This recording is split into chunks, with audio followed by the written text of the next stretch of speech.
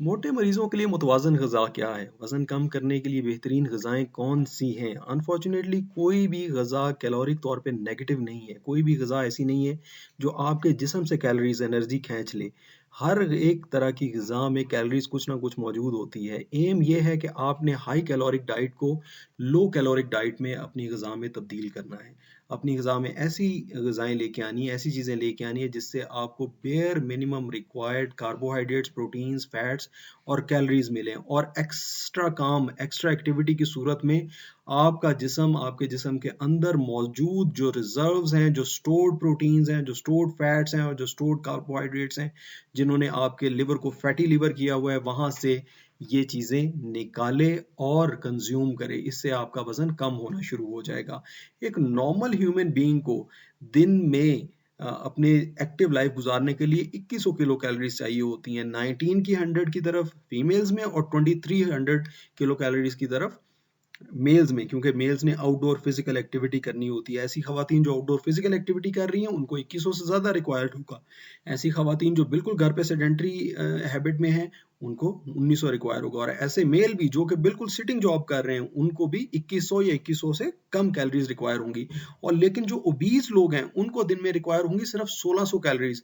उनको हमने negative nitrogen balance में रखना है, उनको हमने नेगेटिव कैलोरिक बैलेंस में रखना है ताकि उनके जिस्म के अंदर मौजूद स्टोर्ड कैलोरीज इस्तेमाल की जा सकें। यहाँ बहुत ज़रूरी एक बात मैं बताना चाहता हूँ, हम लोग हर वक़्त मुआवज़े की तलाश में रहते हैं, इसी वजह से यूट्यूब भरा पड़ा हुआ है ऐसी मुतजस्सिस वीडियो से जिसमें बताया गया है कि ये 5 अमल करें आपका वज़न कम हो जाएगा, ये 5 तरह की ग़िज़ाएँ खाएँ आपका अमल कम हो जाएगा, ये 5 तरह की सीड्स लें इससे आपका वज़न कम हो जाएगा, ऐसा बिल्कुल नहीं है। आपको अगर वज़न कम करना है तो उसके लिए मेहनत करनी पड़ेगी और आपने एक्सेसिव मेहनत नहीं करनी, ऑब्सेसिव नहीं होना, आपने जो है वो यकदम चेंजेस की तरफ नहीं जाना, अदरवाइज़ आपके गुर्दे फेल हो जाएँगे। आहिस्ता-आहिस्ता वज़न कम करना शुरू करना है। अभी मैं प्रैक्टिसेज़ की तरफ जाता हूँ कि आपने क्या करना है अपनी ग़िज़ा के अंदर।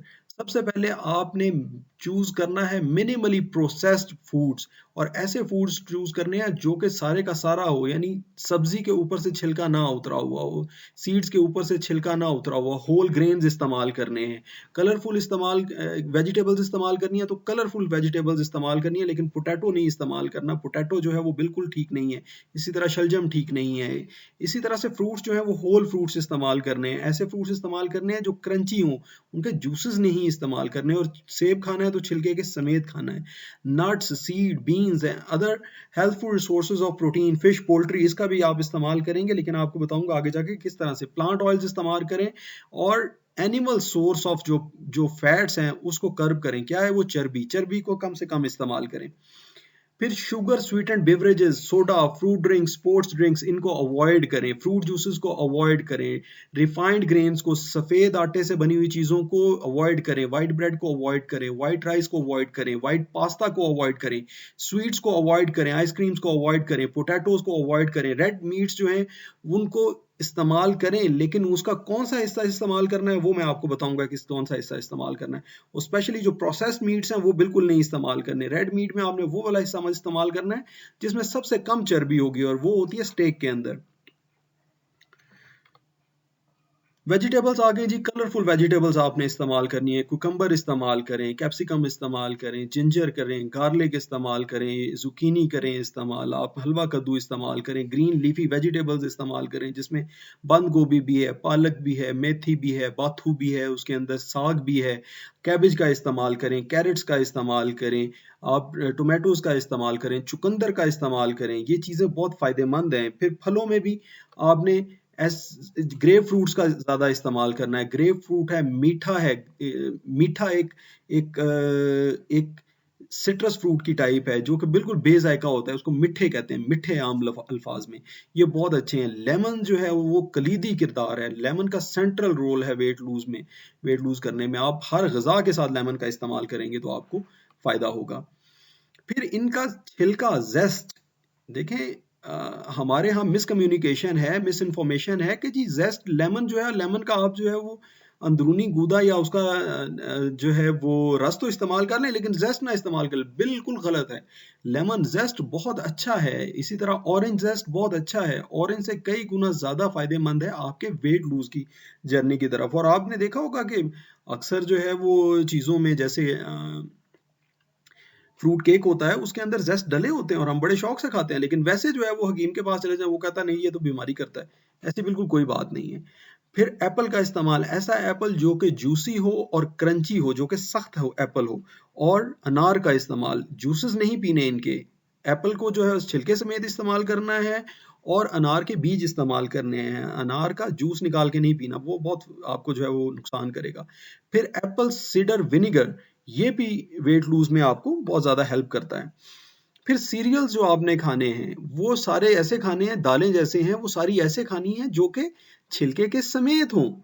छिलके के बगैर वाली दालों को डिस्करेज करें। सफ़ेद चने, काले चने, लोबिया, इसके अंदर साबुत माश, इसके अंदर आपकी मूंग साबुत, इसके अंदर आपका मतलब आपने राइस इस्तेमाल करने हैं तो ब्राउन राइस इस्तेमाल करने हैं, वाइट राइस नहीं इस्तेमाल करने। आपने गंदम इस्तेमाल करनी है तो ऐसी गंदम इस्तेमाल करनी है जो कि अपने छिलके के समेत पिसी हुई हो। फिर काली गंदम का इस्तेमाल, फिर जौ का इस्तेमाल, फिर बाजरे का इस्तेमाल, ये बहुत फ़ायदा देता है आपको, लेकिन इसका इस्तेमाल एज अ होल ग्रेन करना है। अगर आपने इसका आटा पिसवाना है तो होल ग्रेन का, इसके छिलके समेत आटा पिसवाना है, छिलके समेत उसको गूंदना है और छिलके समेत उसकी रोटी आपने खानी है। बेरीज में जो है वो ब्लूबेरीज का किरदार कलीदी है। सेंट्रल रोल ब्लूबेरीज का है, उसके बाद रास्पबेरीज का है, और क्रैनबेरीज जो हैं ये भी वेट लूजिंग में हेल्प करती हैं। ब्रेड जब भी इस्तेमाल करें तो आपने मल्टीग्रेन ब्रेड इस्तेमाल करनी है या ब्राउन ब्रेड इस्तेमाल करनी है। पास्ता भी इस्तेमाल करना है तो ब्राउन पास्ता इस्तेमाल करना है। आपने रोटी खानी है तो ब्राउन ब्रेड इस्तेमाल करनी है, सादा रोटी की बात कर रहा हूँ। अगर बिस्किट इस्तेमाल करने हैं तो फाइबर बिस्किट्स इस्तेमाल करने हैं। फिर ये कुछ सुपर सीड्स हैं जो कि आपका वेट रिडक्शन में फ़ायदा करते हैं। इसमें शिया सीड्स हैं, इसमें बेसल सीड्स हैं, इसमें साइलियम हस्क है, इसमें फ्लैक्स सीड्स हैं। ये बहुत फ़ायदेमंद हैं तीनों चीज़ें वेट रिडक्शन के लिए। ग्रीन टी का इस्तेमाल with Honey, with ginger, with lemon and with पुदीना, ये बहुत अच्छा रहता है वेट लूजिंग के लिए। फिर ये कुछ ड्राइड फ्रूट्स हैं। ड्राइड फ्रूट्स में सबसे कलीदी रोल है सनफ्लावर सीड्स का, उसके बाद है पंपकिन सीड्स का, उसके बाद किरदार है बादामों का, फिर आपके हेजल नट्स हैं, फिर आपके ड्राइड ब्लूबेरीज हैं, फिर उसके बाद जो है ये बाकी चीज़ें सारी आ जाती हैं। लेकिन ये जो 5 चीज़ें मैंने बताई हैं इनका सबसे सेंट्रल रोल है। हाँ, और साथ साथ आपके जो चलगोज़े हैं उसका भी वेट रिडक्शन में बड़ा अच्छा रोल है। फिर स्पाइसेस हैं, जैसे सिनेमन है, बहुत अच्छी है, बहुत ज़रूरी है और आपका वेट रिडक्शन में बड़ा फ़ायदा देती है। लाल मिर्च, और इसमें से भी कैनी पेपर जो है वो ज़्यादा फ़ायदा देती है। जिंजर फ़ायदा देती है। ब्लैक पेपर और मस्टर्ड सीड्स वेट रिडक्शन में फ़ायदा देते हैं। और इसी तरह से फिर मस्टर्ड का ऑयल, सबसे बेहतरीन ऑयल वेट रिड्यूस करने के लिए मस्टर्ड ऑयल है। सस्ता भी है उस पॉइंट ऑफ व्यू से और मुफीद भी है। उसके बाद ऑलिव ऑयल है, उसके बाद एवोकाडो ऑयल है, उसके बाद कोकोनट ऑयल है। पंपकिन ऑयल सीड या ग्रेप सीड ऑयल जो है ये बहुत एक्सपेंसिव है और ये ऐसे एडवाइजेबल नहीं है, मैं एडवाइज नहीं करता। जो नंबर 1 पे है मस्टर्ड ऑयल है, उसके बाद ऑलिव ऑयल है, फिर एवोकाडो है, फिर कोकोनट ऑयल है।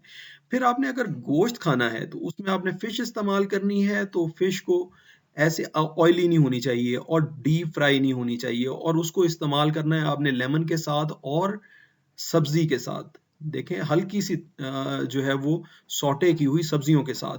और गोश्त, लाल गोश्त इस्तेमाल करना है तो स्टेक इस्तेमाल करना, और सफ़ेद गोश्त पोल्ट्री इस्तेमाल करना है तो उससे उसमें चर्बी जो है क्योंकि नहीं है, तो इसलिए वो भी आपके वेट रिडक्शन में फ़ायदा करेगा। फिर आप यहाँ पे देखें लेमन जेस्ट इवन फिश के ऊपर डला हुआ है। लेमन जेस्ट के लिए बड़ा लोग हमारे डराते हैं हमारे यहाँ, लेकिन लेमन जेस्ट बहुत फायदेमंद चीज़ है। देखें इवन फिश के ऊपर डाल डाल के जो है वो खाना चाहिए आपको, ताकि इससे आपका वेट रिड्यूस हो।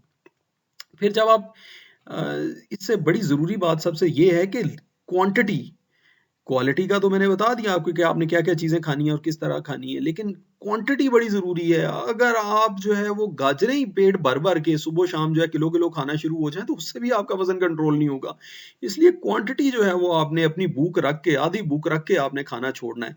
और जब आप ऐसा करेंगे, आधी भूख रख के खाना छोड़ेंगे और उसके साथ जो है वो चीज़ें भी ऐसी खाएँगे जिसके अंदर फाइबर ज़्यादा हो और कैलोरीज़ कम हो, तो फिर आपको जिस्म में एक दर्दें होंगी वेट रिडक्शन के दौरान। उन दर्दों को, उन विटामिन्स की कमी को पूरा करने के लिए, मिनरल्स की कमी को पूरा करने के लिए जो आपको हो रही होंगी, आपको मल्टीविटामिन साथ लेना बड़े ज़रूरी हो जाएँगे, जिसमें ऑप्टिलेट्स एम है एक, इनमें से कोई एक इस्तेमाल करना है। अगर मैं एक का नाम लेता तो फिर दूसरे के लिए शिकायत बनती। सर्बेक्स ज़ी हो सकता है, वाइट्रम हो सकता है, रिवाइटेल मल्टी हो सकती है या मल्टीबायोंटा एम हो सकता है।